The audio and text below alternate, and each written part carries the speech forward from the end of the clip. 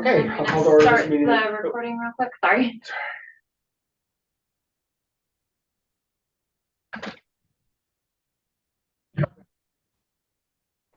All right, call for this meeting. You wanna try again? Call to order this meeting of the City of Salem Climate Action Plan Committee for Monday, January 8th, 2024. President Arhoy. Stapleton. Slater. Welcome, and so we have also staff present. So we don't have any. We don't have a member of the public. Are you wishing to address the committee? Yeah, no, that's it. Right, yeah. Let's go to the PCR, sorry. Yeah, fantastic. All right. Do we have a motion on the minutes? We do, I move approval of the minutes. I'll second. Any discussion? All those in favor say aye. Aye. Aye. Aye. Okay, minutes are approved. And I will then turn it over to Heather and Robert for strategy EN12 scope of work for municipal energy master plan.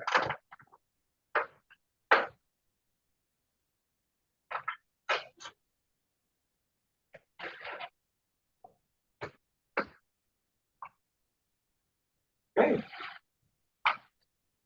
So it's my pleasure to be here again. Robert Chandler, Assistant Director of Public Works. I'm presenting about EN12 energy planning and our way forward on developing an energy master plan. Heather and I have been working on this, and what the presentation is a quick review of EN12, the strategy. Talk about our work with the National Renewable Energies Lab, and then page through Energy Master Plan is kind of our template, and then what we want to do for us specifically. So energy planning, EN12, because that's difficult to read, I did this. EN12 is basically develop a comprehensive approach to looking at the way that we manage our energy and improve the efficiency for energy. Again, the code on top, if you look at the cost, we estimated when we put out the climate action plan last year, or 2 years now, the cost would be $200,000 to $500,000. Pretty much every strategy has one or more co-beneficiaries. This one benefits public health and environmental quality. And the time frame was short, that's the S, to begin within 2 years. So we looked at this and thought, a comprehensive approach, that really means an energy master plan. And then Commissioner Slater got linked up with the National Renewable Energies Lab. They have a program that fit nicely with this, and the handoff from Commissioner Slater to Heather and to me, we began working with the National Renewable Energies Lab. They have an interesting history that's kind of instructive for what we do. They began in the mid-70s specifically for solar energy. That was during the Middle East oil crisis, and sun power was popular. Over time, they got into wind energy, they got into more disciplines, became quite widespread in their efforts, and were renamed, reclassified, elevated is the word, to national laboratory status, and they have always been part of the U.S. Department of Energy. Then in my terminology, NREL is what I call a capacity multiplier. They help us, they fill up what we can do. Heather and I could not write a scope report, or rather a scope of work on our own, but they gave us, we worked together to develop one. We're part of the Clean Energy to Communities program, which provides us with their expertise free of charge to achieve various clean energy goals, and our goal was to develop our energy master plan. Very briefly, we started meeting with them in July of last year with a kickoff, began scoping with them, and then check-ins at 60 and 90%. When we started working with them, we were contending whether do we do a community-wide energy master plan, or should we just focus on a City of Salem municipal master plan? In the end, we decided to focus, that our focus was on the municipal level, in large measure because we can't control We have, on the broader scale, we're not a full service city that provides both power and other services. So although early programs with NREL had phase 1, municipal, phase 2, citywide, our focus is now municipal. In time and in money dependent, we might go into what is now phase 2. At the 90% check-in just last Friday, we wrapped up their draft scope of work, and the next step for us is to craft a scope of work for using the city's format and our deliverables, and then back up, and then possibly go out with a request for information before we go out with a request for proposal. I'll talk about that briefly coming up. So we found a really good template done by Tampa. They just finished it last year. And Tampa's population, a couple hundred thousand people more than us. Their council set a goal of 100% renewable in 2035. It's a fine goal, but as the report said, the way to get there was not particularly well defined. So they commissioned a study done last year to see how can they get to that goal. Just as a bit of a side note, and this is a quote, they call it a state preemption disclaimer, but Florida's state legislature basically put a prohibition on local governments dictating certain types of energy usage in buildings.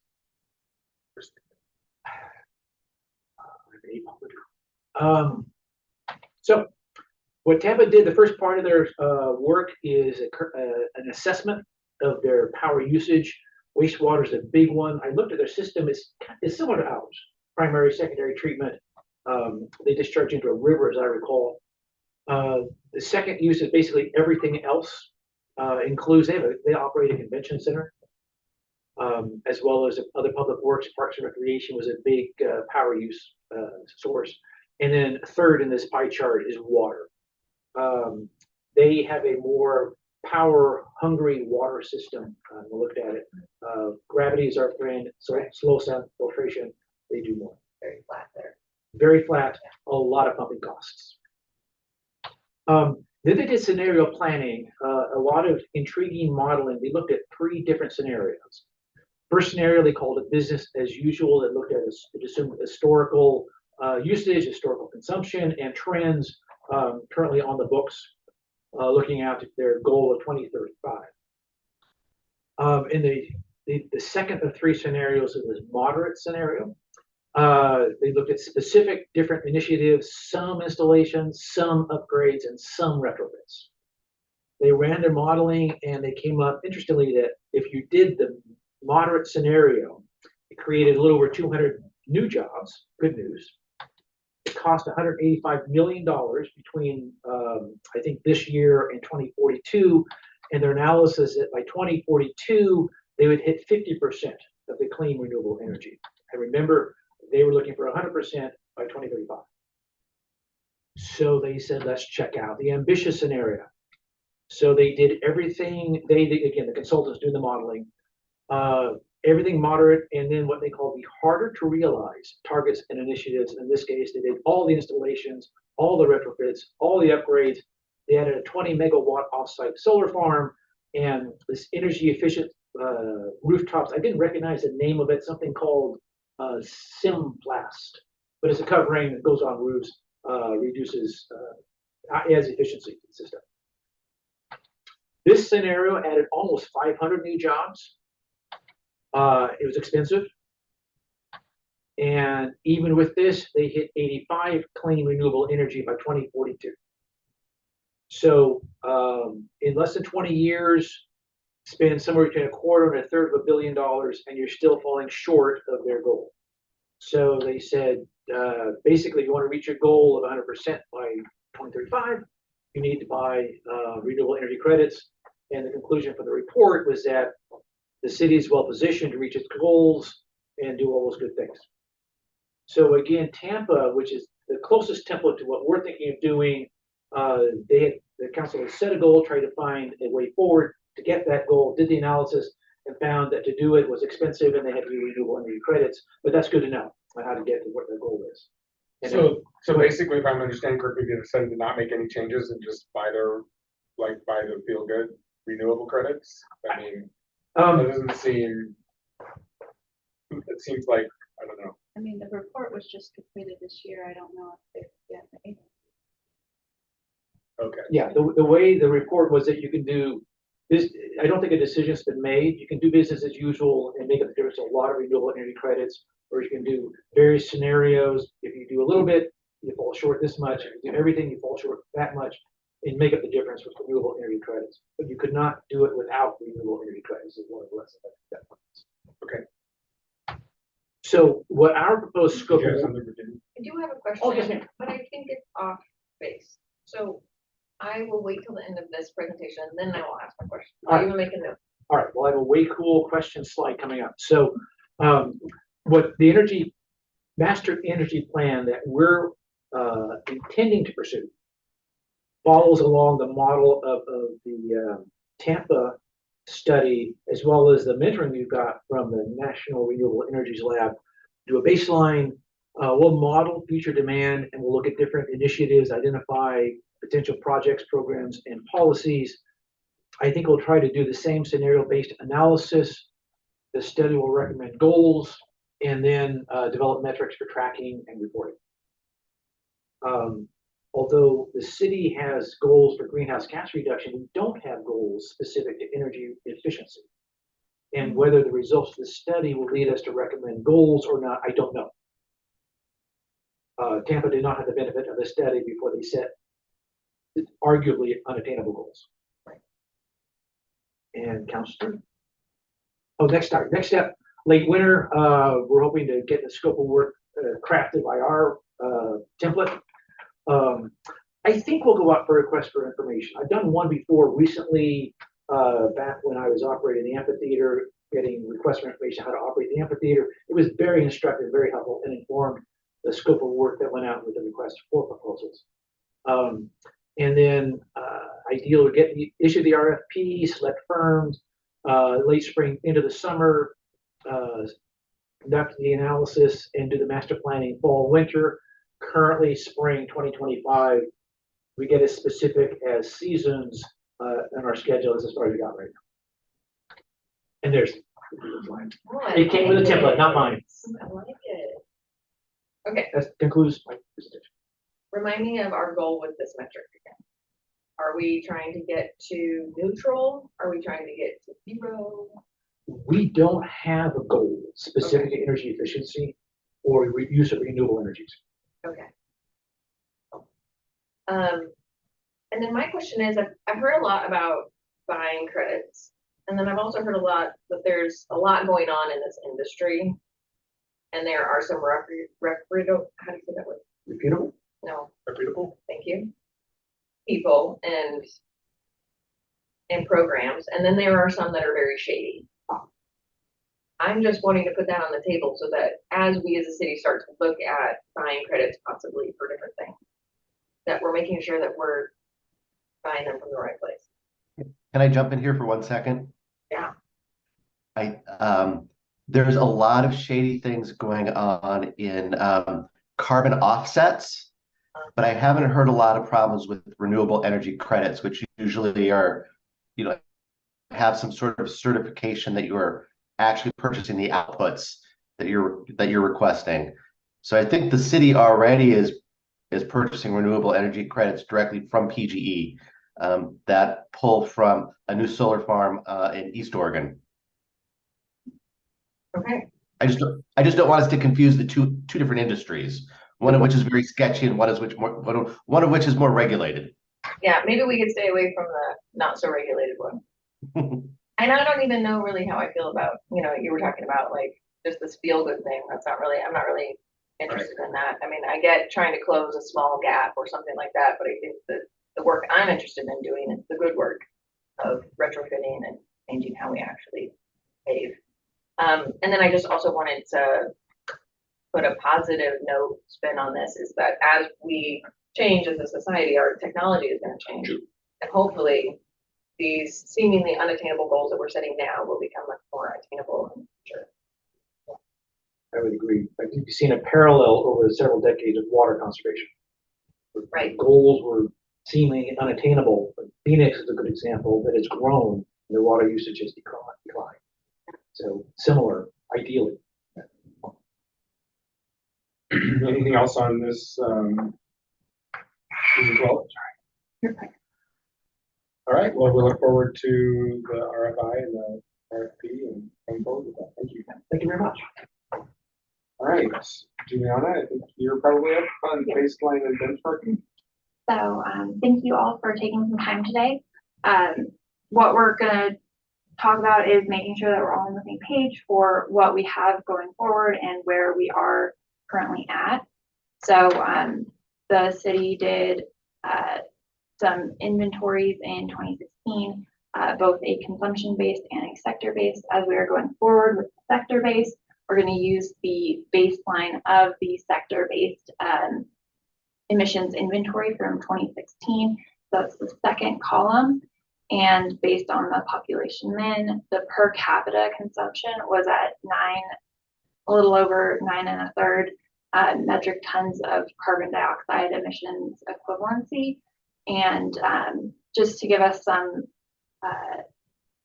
other cities, I went ahead and pulled City of Eugene's for 2017, which shows theirs at about 6 metric tons of carbon dioxide equivalency. And from our 2021 inventory, we have a 7 metric tons of carbon dioxide equivalency. And then with our goal of 50% reduction by 2035, that means that the per capita from the population increase estimates from the urban growth boundaries will be at around a little over 3.25 metric tons of carbon dioxide emissions. So that is what I was getting from what I was looking at. I wanted to make sure that we are all on the same page for that in terms of using the sector-based going forward and for our baseline. So one of the ways that we can meet this really aggressive goal is by lowering the baseline emissions for our community, and a couple of ways that we'll be able to do that. One is the Municipal Energy Master Plan, another is the Transportation System Plan, and also by supporting mixed use, transit-oriented, and higher density development. So those would be the infrastructure that would help support pro-environmental changes from our residents, as well as creating more environmental and sustainable choices for the city itself. And that is looking at a 65% per capita emissions reduction from the 2016 baseline to 2035. And just so we're all on the same page, we're at about a 40% reduction, or we're 40% to meeting our goal. So it's almost halfway there in, the 7 years. So how do you feel about those numbers? Aggressive but optimistic. I think that like the city set a very aggressive goal, I believe, intentionally, and I think that meeting them by 2035,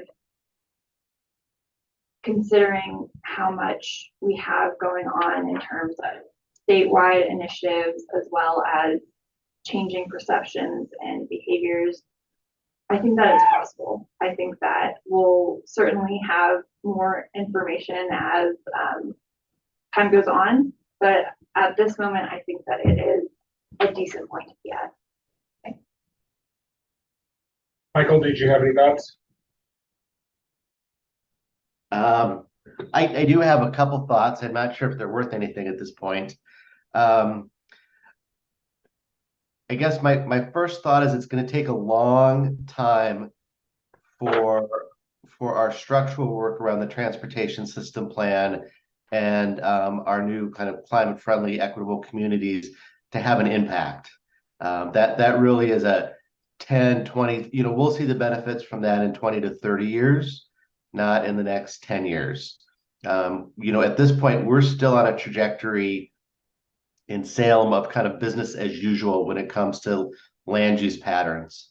So I want people to be aware of that. I think there's a little bit more we can do and be a little bit more aggressive if we want to on land use patterns, but it's going to take a long time for that benefit, that change to kick in.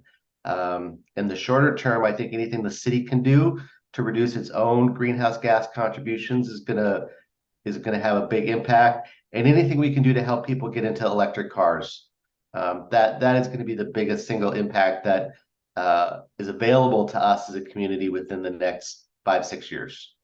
And certainly, there are a lot of opportunities to move to solar, and there's a lot of opportunities to improve, energy efficiency in homes and buildings. That's kind of the low-hanging fruit in terms of getting to our goals. Thank you. Keith? Thank you, Leanne. I was just curious if you had any idea why the difference between Salem and Eugene. What's the driver there? It's pretty simple. I don't have exact information. I'm assuming that a lot of it is infrastructure based. They have people that possibly live and work within a walking, biking, public transit area, and that might have been more supported there than it has historically been here. Those are some of the drivers for, on average, lower emissions. I think they have a more sophisticated transit system in terms of, that bus rapid transit and a lot of things, like you're saying, that we're just not there yet. I think I would add, I don't remember the year, but they've been at this a bit longer as well. Right. Yeah, I would say to add to Michael's comments, I think any investments in our bike and pedestrian infrastructure is going to reap a lot of benefits in the end. And I would love to see that. Was it the last meeting that we talked about having an or a climate lens on, especially on our transportation master plan or on, and I know that we do, but especially on the CIP, which I don't think that we do. I guess that's a question I have for you all. I think the CIP does not have an equity lens or a climate lens on it, if I'm correctly. I think those are kind of skirting that. Does that make, like, that hasn't been touched yet? I know the bond implementation has been touched, and I know the TSP has been touched, but I think that has been held kind of separate. Yeah, we are looking at implementing equity more. I think we've got equity lens. Yeah, and I don't know that it's climate specifically, but it's in terms of Philly project like that, where we're looking at things like efficiency that certainly touch those areas. So expand. I'll just add, I'd asked Juliana to compare us to Eugene. It's a close comparable city on competitive in nature, and I think it gives us a good metric. If they can do it, we can come close, or compare what we're up against and what we have going forward. Yeah, I think it's good to, so we're not looking at our numbers in a vacuum, but it is only one city, but it is probably anything else on this one? Okay, thanks. Data and dashboards. So kind of continuing, since we now know what we're looking to achieve, data and dashboards are where we can communicate the action that we're making on our climate action plan. So here I have just one of the examples that I think did a really well public facing dashboard was Keep Truckee Green. And so they have some metrics, and going through this, I want to kind of ask what we want to see and show to our residents in terms of the progress that we're making. So I've broken it down into the categories, and for dashboards, we really do need quantitative data. While qualitative data can be fantastic, it doesn't lend itself as well to this forum. We want to look at who owns the data. Will we be able to take it? Will we be able to dictate what it is saying? And in terms of that, will we actually be able to use it? How much staff time will be needed to make it something that we are able to eloquently show what we're trying to show? And then is it applicable for mitigation, adaptation, resiliency, or equity? And then is it actionable? So I've taken these And I've looked into the various categories from other cities and other universities and trying to see what is being reported and what we have the data for or could get the data for. So as I go through these, please let me know. Feel free to interrupt if you have different ideas on what you would like to see. So first for energy grid mix. So bringing back what you were talking about for renewable energy credit, putting in what we are getting from the grid. So how much of the energy mix that we're getting is renewable versus fossil, and then what we are buying for renewable energy credits and power purchase agreements. This will tell us and our residents how much of our energy we are using that is renewable versus fossil. And earlier this week, or I guess last week, we were looking into it, and 81% from 2023 was our renewable mix. And you're talking about in the municipal operation? Yeah. Okay. And then municipal energy. So this, we want to look at the monthly kilowatt hours by building. We can also look into the non-building energy that we're using. That though is much more difficult because a lot of times it's an address and or sometimes not even an address, but just one of my favorites was at Pioneer Cemetery. So some of those aren't necessarily connected to something that you could be like, oh, that's a street light or that's a pump station. So that level of data might be more difficult to understand where everything is coming from, but the buildings are much more attainable. And then we can look further into the kilowatt hour per square footage. So then you can give a better one-to-one comparison. And we can also have things like year bills to let people know kind of what the efficiency that building was created on or year retrofitted or something like that. And what about solar as it relates to our, because we do have solar in some of our buildings. We can certainly have that on. I would probably put that with cogeneration. So that would be just any type of renewables that we're able to generate on site. Yeah. So this one is gonna give us data on like how much energy the library is using when it leaves its lights on all night long, and I get emails about that. Well, we can turn them off, and it would be great, and then I wouldn't get emails about it anymore. So that is an absolutely fantastic question. Okay. And while I think it would be great to have that level, currently some of the users of the energy are getting as frequent of data information as about every 2 weeks. There are live dashboards through the power providers for some of the power providers, and that might give us more information, but I don't know what we could exactly pull off of that live, so that might be. But I think if we're having by building data, it sheds a spotlight, for lack of a better word, That's a great word. on it. And then we can also do we could do incentives or do some sort of like internal contest, like energy reduction contest and that sort of thing. Like, and then I think those things would happen. Yeah. But I think until we shed the spotlight on it, I don't think that people are thinking about, oh gosh, do we need every light in the library on all night long? I don't think we do. I don't know. Yeah. Maybe people are in there doing carpet cleaning. You know what I mean? Like, Yeah. I'm sure there are times when we do, but there are probably not. Yeah. But I think that that's what we just need to get the staff thinking in terms of energy reduction. Yeah, I agree. And then circling back, cogeneration, but certainly adding in any renewables that we generate on site, we could get the monthly generation and have the metric tons of carbon dioxide equivalency reduction. Then for community energy, this could be an annual reporting, but a monthly usage for natural gas, electricity, renewables, possibly compare against Eugene and Portland. I know last time somebody asked about heat pump adoption. That one would be more difficult because it would be more difficult to figure out who has and who hasn't.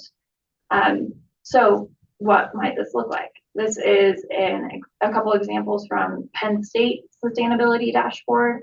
And so they show the different kilowatt, or sorry, they have it in British thermal units, but same general concept, by square footage.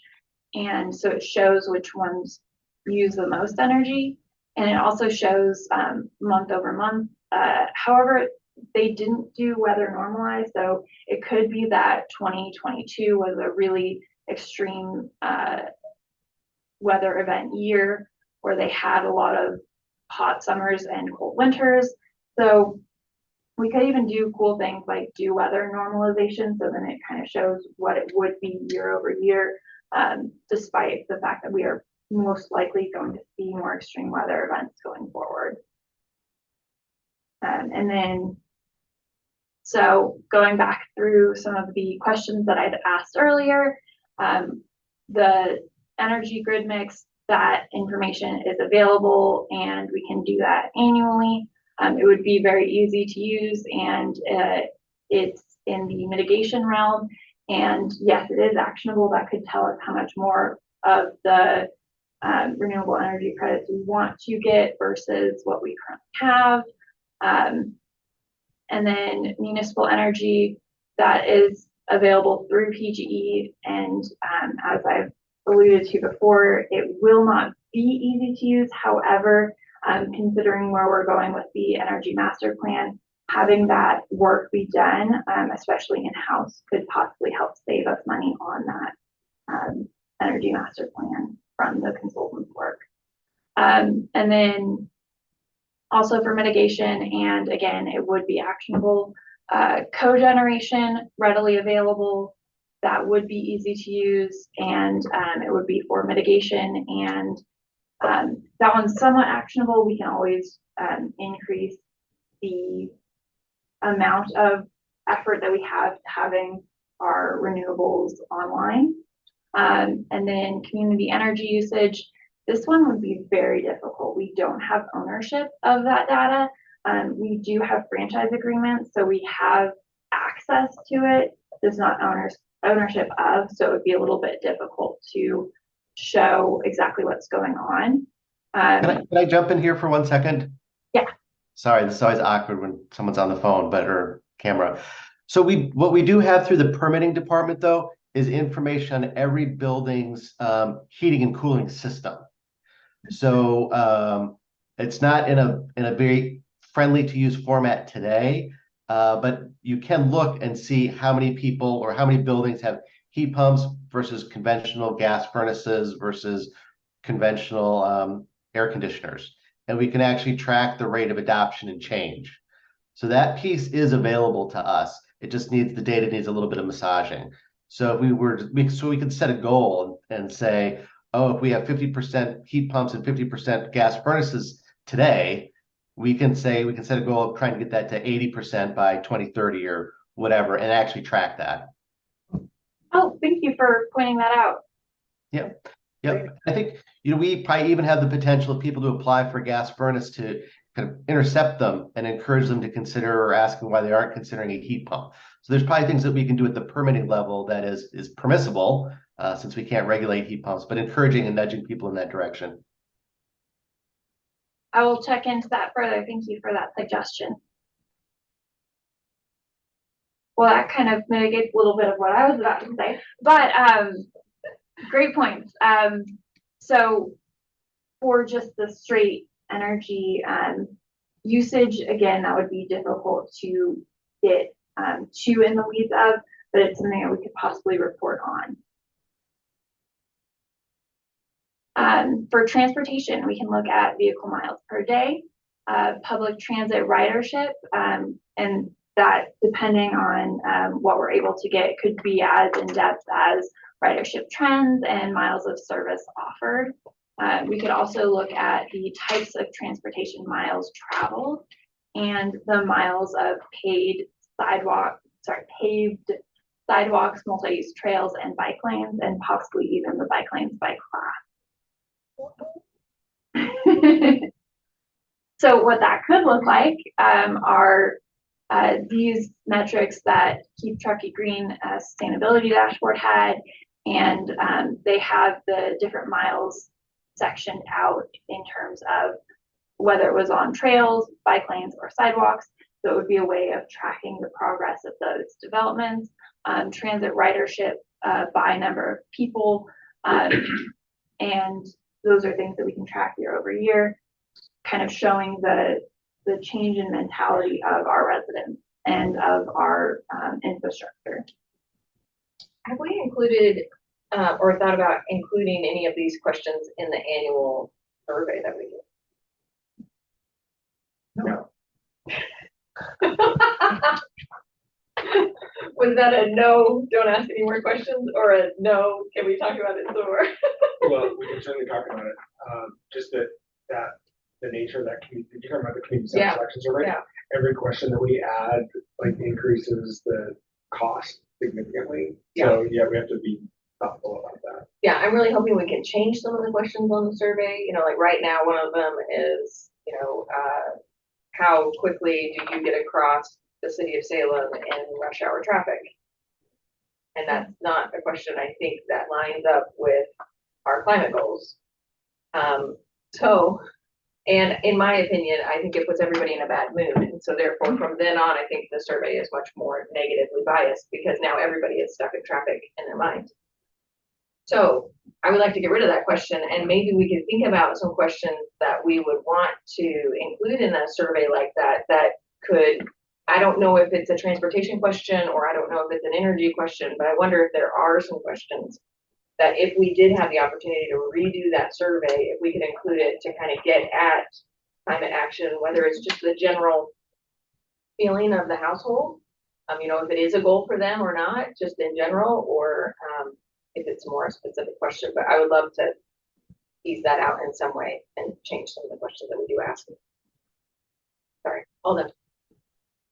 I can certainly follow up on that and see if that's a possibility for future surveys.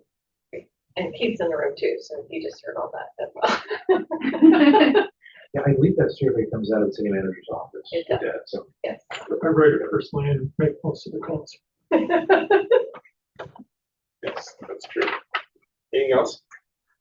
So for how this would look, the vehicle miles per day, that's available through third parties. One of the free third parties would be Google's environmental impact engine. And so it's something that is free, that has a pretty easy to use metric. That would be for mitigation.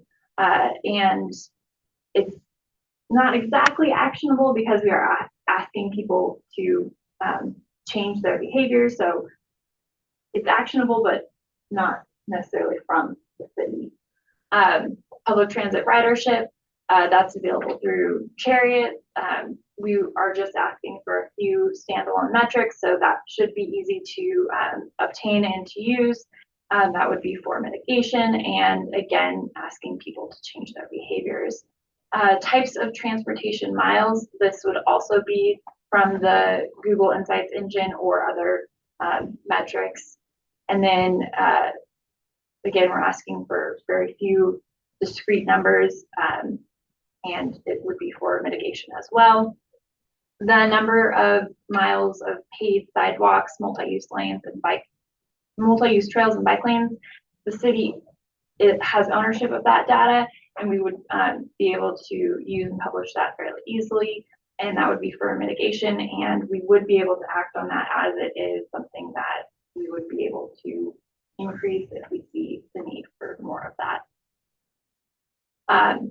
For community, so this one was a little bit more difficult because a lot of the questions in the strategies were more lending themselves to qualitative instead of quantitative answers. So the ones that I found as most applicable would be the number of housing units within half mile of transit, the number of affordable housing units, and the percentage of energy burdened households.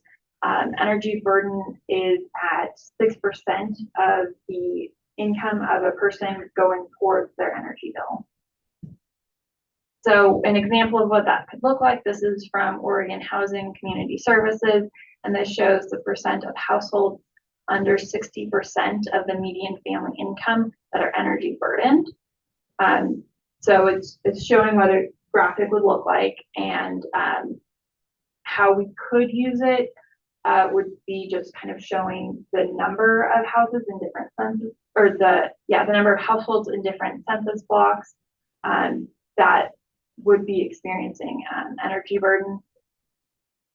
So let's look at these different metrics. Housing within half-mile transit, it would be available. It would be an annual measure, not exactly the easiest to use. It would require building those data sets. Applicability, it would be for mitigation, resiliency, and equity. And yes, it would be actionable to either look at increasing the transit stops or increasing housing that is nearby transit stops. Affordable housing units available, and that's an annual measure. That would be a lot easier to use, and its applicability would be under equity, and it is an actionable measure. Energy burdened households, again, that's not city ownership of that data. It would be either PGE or Salem Electric, and then trying to figure out how much those households are earning might be a little bit difficult as well. So not exactly the easiest to use or the best direct measure, but it's something that we can look at. And that one would be for mitigation, adaptation, resiliency, and equity. And as the city is not its own energy provider, it's not an actionable measure.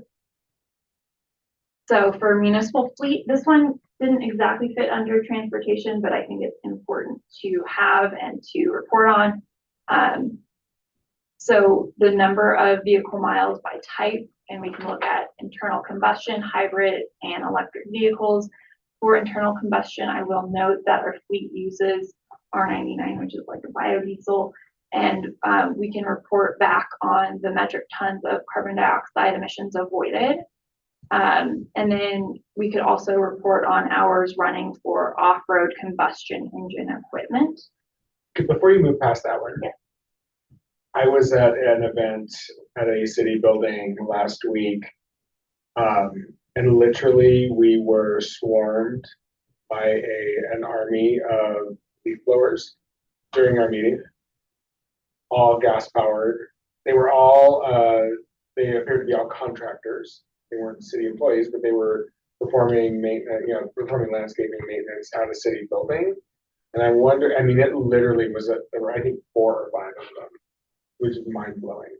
Like, it was a thing where we had TV cameras going, and so it was like particularly annoying where we had to go out and say, can we stop this right now because we're trying to do this thing. And I mean, and so it just made me think, like, what are we doing from a policy perspective to discourage that?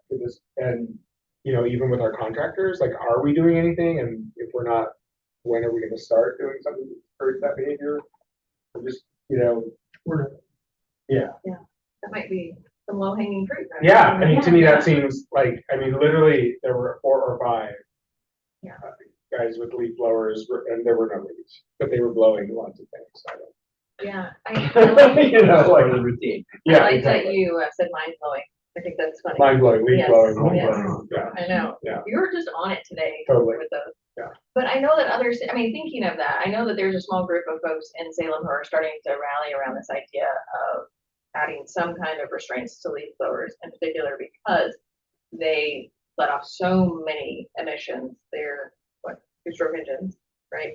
And for every hour, I think it is that they're blowing, it's an F-150 driving to LA and back from Salem. So Yeah, it's that's a a particulate matter, not particulate matter. Thank you.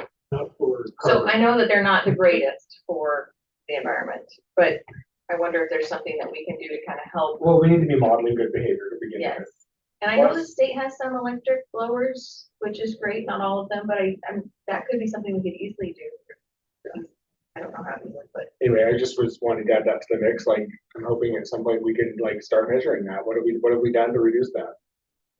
So would you like that to include contracted services? Absolutely. Okay. So just along those lines, the fire department is replacing all of their gasoline powered equipment, jaws of life and all that sort of thing with Right. electric. We ought to be capturing that. Yeah. I mean, I knew that. We ought to be reporting that. mean, this particular one was at the PD, you know, and I'm sure because it's still a new building, or I don't know why we have contract staff doing that work, but we do, and. it I was- don't think we have a category for hand tools, Yeah. like leaf blowers and things like that. So that just might be one thing to think about. And I know we don't have a policy in terms of shifting to that when it's available. Yeah, even, I mean, what about like mowers and stuff like that that we use in our parks? Right. I don't know if that's been captured at all. They have equipment codes so they can be tracked feasibly. Okay, But as far as whether we have a policy, to Right. again, Emily's your question, I don't know the answer to that. Like how are we, like, what are we doing to head in the direction of electric? How are we, you know, and, but I think we're heading in the direction of not mowing at all. well, yes, sadly, that's the direction we're headed.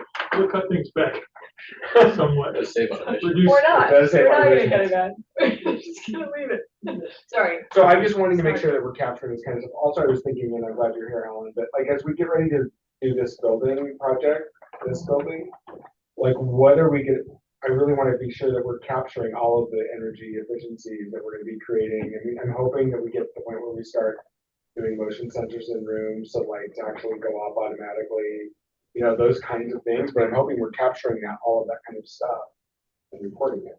Yeah, those kind of measures are in with construction, so it's just a matter of making sure that, you know, before and after. Right, right. So we can actually, you know, show that we're making some progress. LED. Right, LEDs, all that stuff. And council, it's kind of at least two-pronged approach. One, of course, is our own operations and Yeah. turnover into battery-powered, whatever we've got.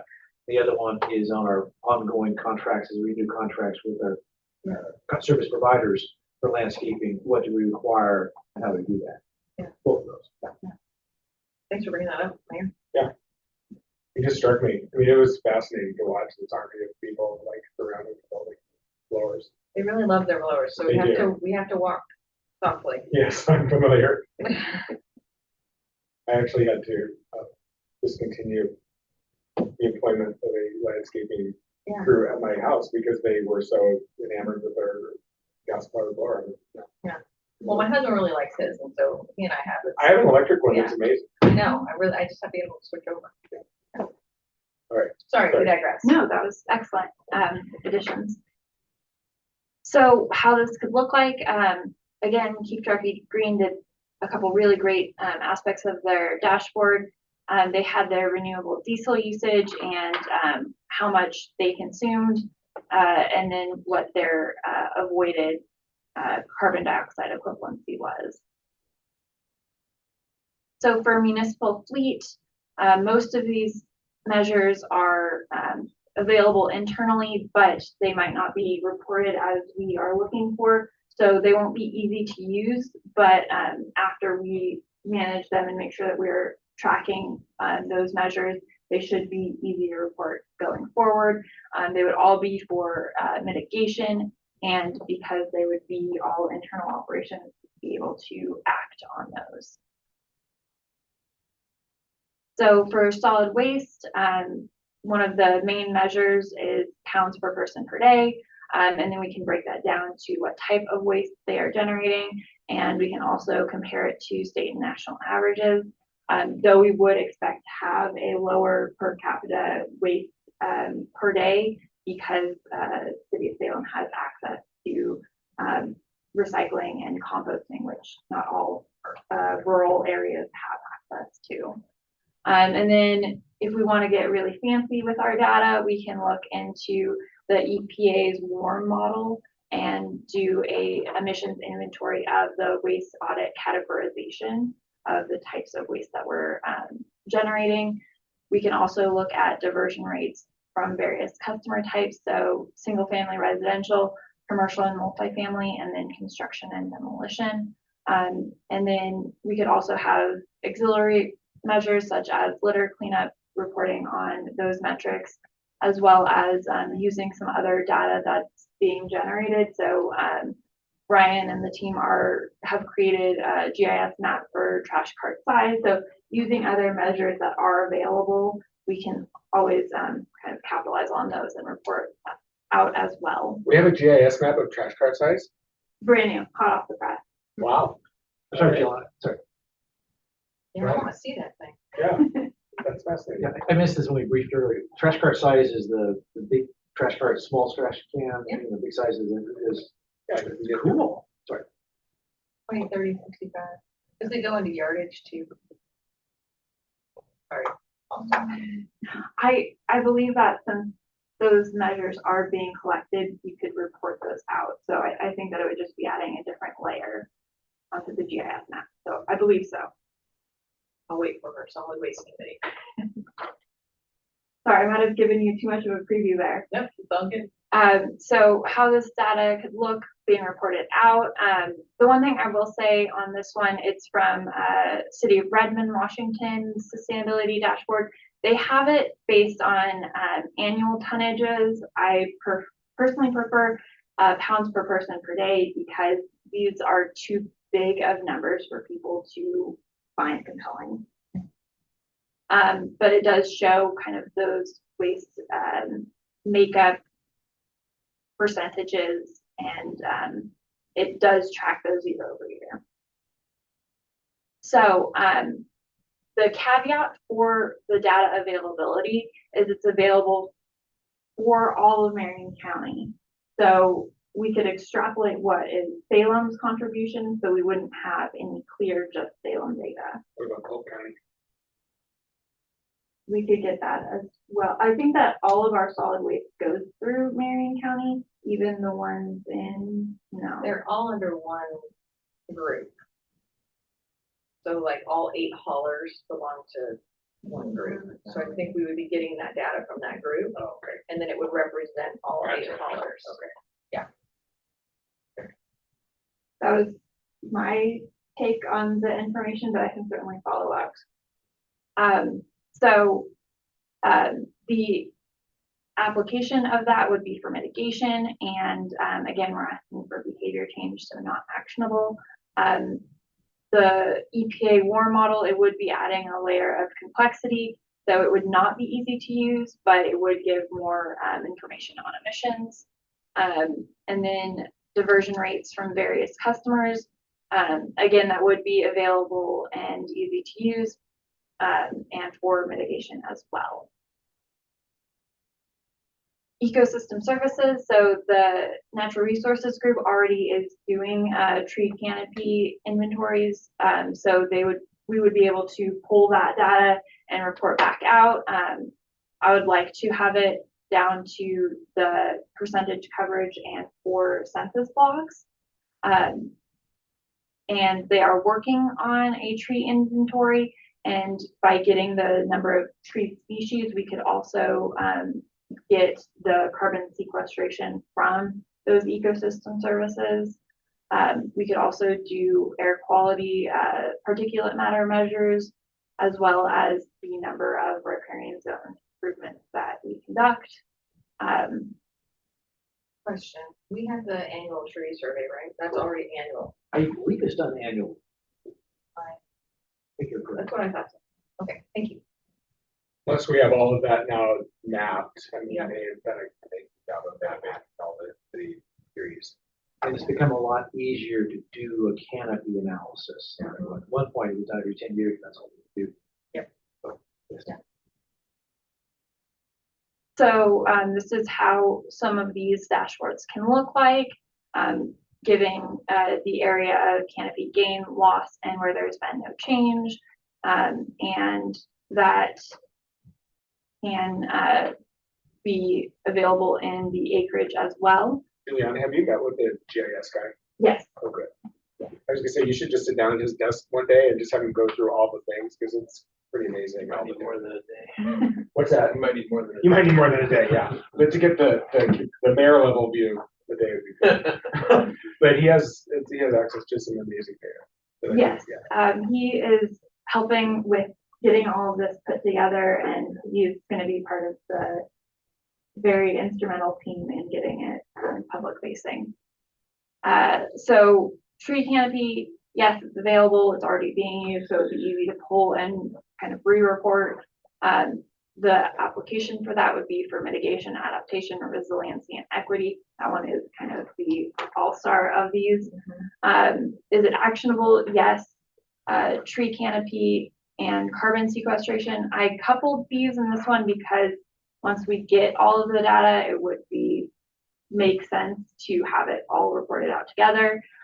Since it's not complete and because the carbon sequestration metrics would be difficult to add on. It's not necessarily easy to use yet, but once we have it, it would be easier to use and report on then.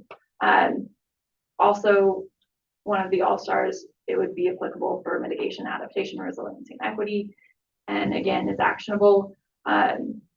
Finally, air quality measures. These are available through third parties. It would be moderately easy to use once those were pulled in, but I'm not sure if it would necessarily add anything additional to the conversation. There are different dashboards that already have these metrics available and are publicly reported. So it might be something that we prefer to just link outward to instead of using our time and resources to re-report on their data.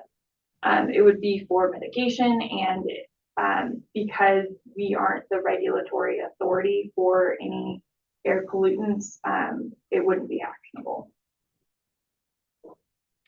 Water conservation, so we're looking at the main metric for this is gallons per capita per day. We could go through averages, monthly averages year over year, possibly break it down by neighborhood. California did see that when they reported it down to the neighborhood level, they were seeing inter-neighborhood shaming, and that was something that was reported positively on conservation efforts. So possibly something that we could look into. Maybe we could do it by neighborhood association. Just really fuel that fire. Can we do water consumption by type of user? I think that would be important. I think we can do that as well. Thank you. And then rain data. So weeks with less than 1 inch rain are really the only times that you should be watering your landscaping. So reporting. So reporting that out might be important to message that maybe people don't need to water their landscaping. Yeah, how would you do, like, how would that, are there cities that do that? And Yeah, and what does that absolutely. look like? Is it like a public announcement? Some people have a weekly watering suggestion, and it would tell you how much you need to water. And on, 50 plus weeks a year, they say no watering is needed in that little weekly email that goes out. So some cities do that. Coming from Texas, that was a pretty common thing that was sent out. Interesting. I'm surprised it's not something more. I mean, Maybe we could do an app. Or have we ever thought about doing an app? the challenge with this is the only months that this information is really relevant is probably May and September, given our weather patterns. Right. So we almost never get an inch of rain in a week, June, July, August. Right. And we know what November, December, January is like. So I'm not sure this is the most useful metric.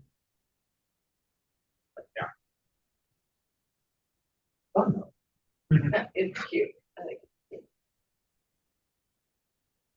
So because a lot of cities have the historic data, you can have these nice charts like Santa Fe, New Mexico on their sustainability dashboards showing the really conservation positive trend going down from the last 30 years. Most of these metrics are available internally, and they would be moderately easy to manipulate and use. They would be for mitigation and resiliency in terms of the gallons per capita per day. The rain data is available, and it would be for adaptation as well.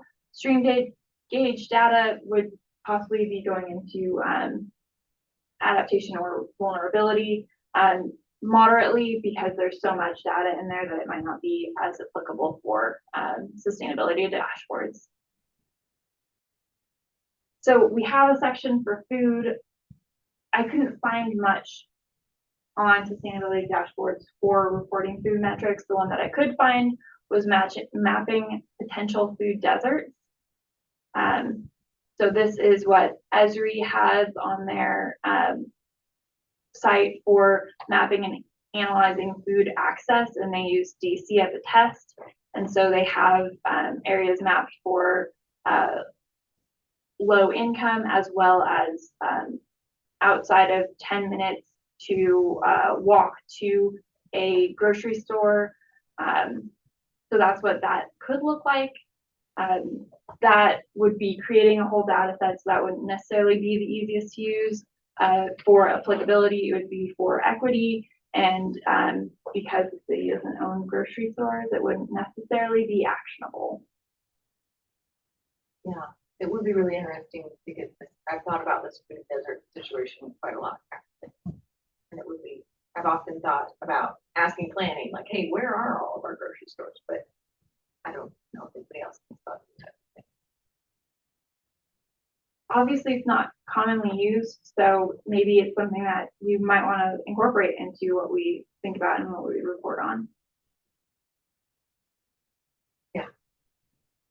I just wonder about how that issue compounds with other issues that we do have control over. Does that make sense? Absolutely. I mean, if you live outside of an area where you can easily walk to get food, what does your transportation to and from look like? So if you have to get on a bus to go to a grocery store, and how those schedules align with possibly your work schedule, possibly childcare, it would just compound a lot of other inequities.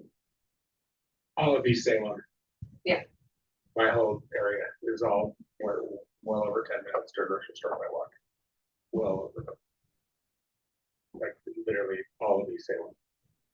From east of Lancaster to the. Do you think, Mayor, it's something we're trying to get the data on, or do you just want to assume? Well, I don't know. I'm not sure that we need to put a lot of energy into that in terms of climate action. I'm not sure. I mean, I don't know. I was pondering that. Like, I'm not sure that because there's so many other things that we have to focus on. I'm not sure that this will bring benefit to us in terms of the climate. How does this one fit into the climate action? I mean, I know we have. Transit usage or transit, Well, like using. I guess my question is more like we have 183 whatever. How many of them are about food? I mean, I know there's some about community gardens. I believe that about 20 are the number of those about food. I don't have that number off the top of my head. Well, Okay. we don't have to Yeah, decide right yeah, now, yeah. but I think that's something to think about, whether it's worth it. I think that sounds like a sustainable cities year project. Would be to map out food deserts and take a look at who has cars and that sort of thing. That might be something they would find very interesting.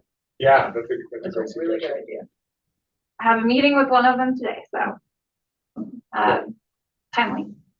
Okay, so since we kind of gave you the all you can eat buffet of data, here are the ones that I would personally suggest as reporting on would be the energy grid mix, municipal energy usage.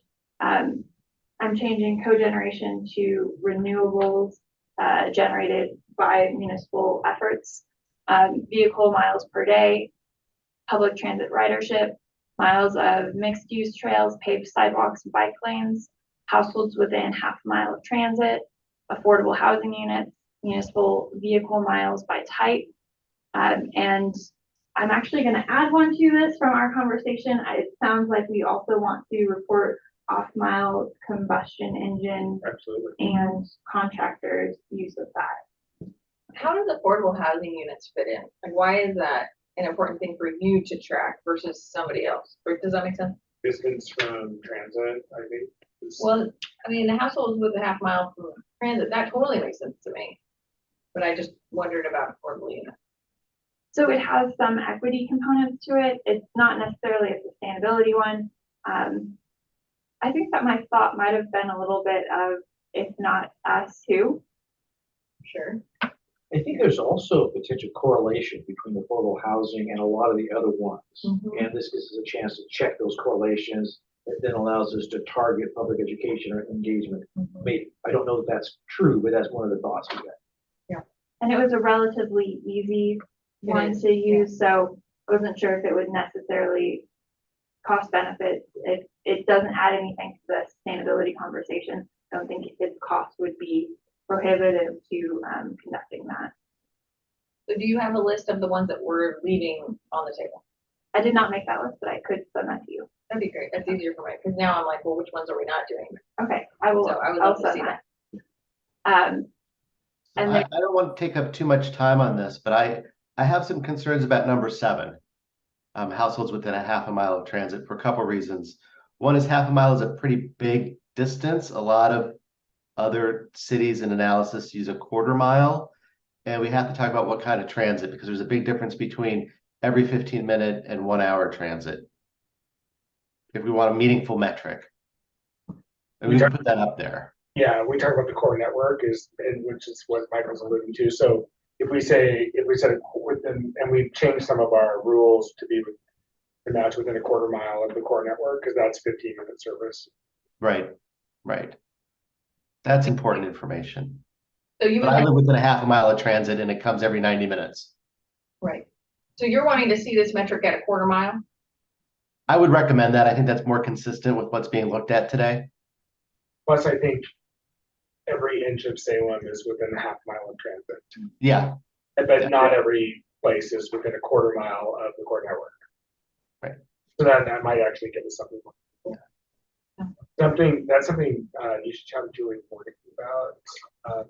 She's done a lot of work in that area. And also Eunice. Yeah. Thank you. very good point. Okay, so we will amend that to be households within a quarter mile of the core transit network, if I'm hearing that correctly. Yes. Okay. Moving back down to number 10, waste generation average per capita per day, tree canopy, and then water use gallons per capita daily. What if our new communications person could come up with something about, like, brown lawns being a good thing?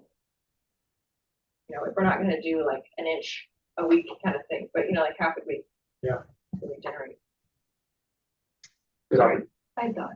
That was a good opportunity for neighborhood shaming too. Back on that conversation. Yeah, so everybody always enjoys that. Come on. Okay. Anything else? So just if you had any, just if you had any thoughts or questions on what you would like to. I like the direction you're going. I would like to see both lists. I would like to be able to give it a little bit of thought and give you feedback. But I think I like the direction you're headed. Yeah. Likewise. Great, well, thank you for that feedback, and I'll send those out for more feedback in the near future. For upcoming topics, on March 11th, we will have a conversation with Urban Development on paid parking downtown, and on the community green tariffs with PG&E. I've also heard comments on you'd like a presentation on climate lenses, so I wanted to put that on the future slate. Wasn't sure if you all had any other topics that you'd like to tee up for future meetings. Juliana, do we have an update on the airport solar feasibility study? Nothing as of yet. Would you like that to be teed up for a future meeting? When it's ready, yeah, or just an update. Okay, Andy, anything else? I really want to push the CIP with the equity lens and the climate lens, but I know that would be a future meeting from the climate lens, but I feel like where we're spending our money is something that needs to be talked about, thought about. I wonder also, should we really wrap that into a bigger conversation about policy? Because like that kind of goes with what I was talking about earlier with like on our new buildings and retrofits, and also just on how we do our business. Like, do we need to have, like have it wrapped into a more, how are we driving policy around these issues? Yeah. It's not just the CIP, but it's really a lot of different. So how are we penetrating into actual practice? I can, Chris and I were just talking this morning about, the equity conversation. And without resources, it becomes really hard to use an equity lens if you don't. have resources. And we don't have. So I think that policy conversation is really important.